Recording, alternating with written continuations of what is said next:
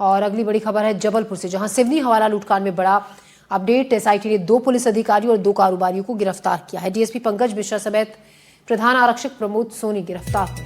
Jabalpur crime branch में पदस्थ प्रधान आरक्षक प्रमोद सोनी, हवाला कारोबारी पंजू गोस्वामी और वीरेंद्र दीक्षित इस मामले में गिरफ्तार हुए हैं। सीएसपी पूजा पांडे के रिश्ते में है वीरेंद्र दीक्षित।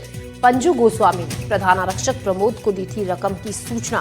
प्रमोद सोनी ने डीएसपी पंकज मिश्रा को सूचना दी थी। पंकज मिश्रा ने पूजा पांडे को खबर दी थी। 3 करोड़ हवाला की रकम को लूटने का प्लान बनाया था। 1 करोड़ 45 लाख पुलिस और 1 करोड़ 25 लाख कारोबारी से जब्त इस मामले में किए गए हैं। इस प्रकरण की जांच में जो एसआईटी जांच कर रही है, उन्होंने 4 व्यक्तियों को इसमें संलिप्त पाया है और इनमें से 2 पुलिस अधिकारी हैं, 2 प्राइवेट लोग हैं। एक पुलिस अधिकारी श्री पंकज मिश्रा, वो डिप्टी एसपी हैं हॉक फोर्स में बालाघाट में, और एक आरक्षक हैं जबलपुर के अपराध थाने में प्रमोद सोनी।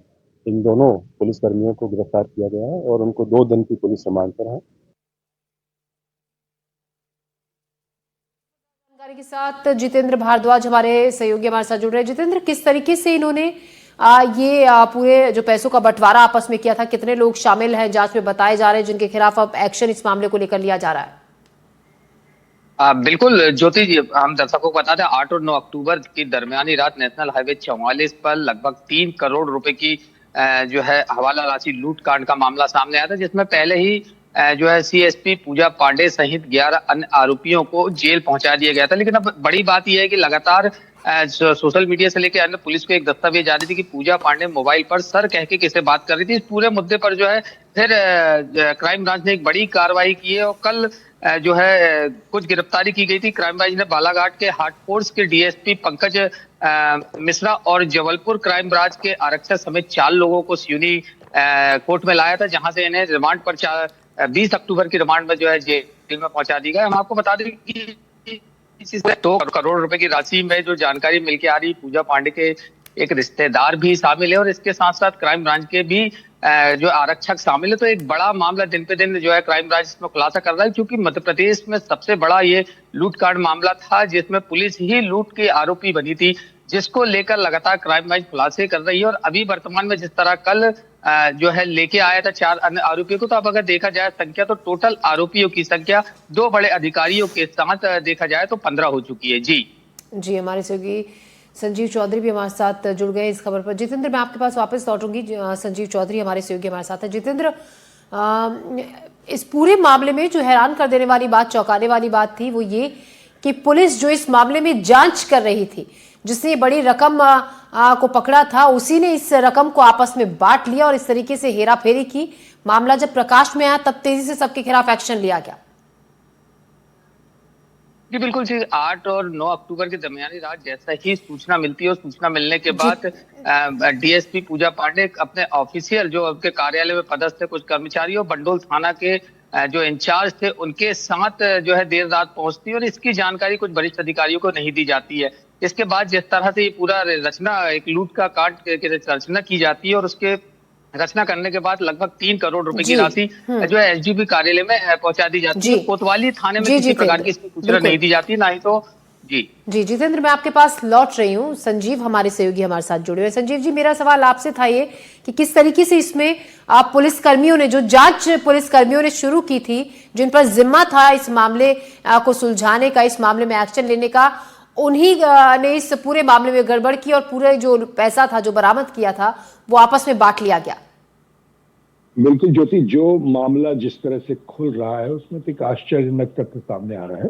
जो पंजू गोस्वामी है, ये पंजू जबलपुर का एक बड़ा हवाला कारोबारी है। पहले भी कई बार इससे रकम बरामद हो चुकी है। इसका पूरा कारोबार जो है वो खिलौने की दुकान की आड़ में चलता है और ये ओमती क्षेत्र में है। तो ये पूरा रैकेट काम कर रहा था। पंजू गोस्वामी से ही ये पैसा हवाला का निकला था।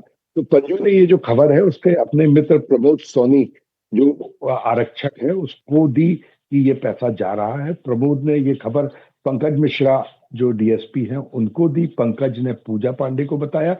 तो आप ये समझ सकते हैं कि ये पूरा सोचा समझा कारोबार था कि एक जो व्यक्ति हवाला कारोबार में लगा है वही पुलिस को खबर कर रहा है। पुलिस अपने सारे एक के बाद एक जो ऑफिसर्स हैं, जिसमें डीएसपी पंकज मिश्रा हैं, पूजा पांडे हैं, पूजा पांडे का बहनोई भी इसमें शामिल है, इन सबको खबर दी जा रही है। ये लोग लगातार हर मिनट फोन पर बात करते रहे। व्हाट्सएप कॉल निकलवाई गई है और व्हाट्सएप कॉल में ये साबित हुआ है कि जैसे ही ये खबर यहाँ से लीक की गई है, उसके बाद लगातार ये लोग हर थोड़ी थोड़ी देर में आपस में एक दूसरे को लोकेशन देते रहे हैं, बात करते रहे हैं और फिर इस लूट की रकम को ले जाकर एक जंगल में ले जाया गया। ये सारी लोकेशन अब पुलिस को मिल गई है। आईजी ने ये भी बताया है कि अभी तक कुल 15 लोगों को गिरफ्तार किया जा चुका है और इन 15 लोगों में जो है वो 11 पुलिस वाले हैं, 13 पुलिस वाले हैं।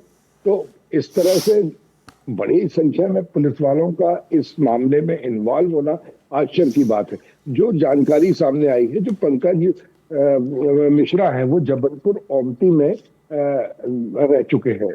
ये सीएसपी ओमती हुआ करते थे और उसी क्षेत्र में स्टेशन भी आता है। और अन्य जो है तो पंजू गोस्वामी की मुलाकात जो प्रमोद सोनी हवलदार है उसने पंकज मिश्रा से कराई थी जी। और उसी समय से इन लोगों का गठजोड़ बन गया था, जी जो संजीव। जबलपुर से जाने के बाद भी चलता है। जी संजीव, आप हमारे साथ बने रहेगा, हम एक और खबर पर आपसे जानकारी लेंगे। और जितेंद्र, आपका तमाम जानकारी के लिए, बातचीत के लिए बहुत शुक्रिया।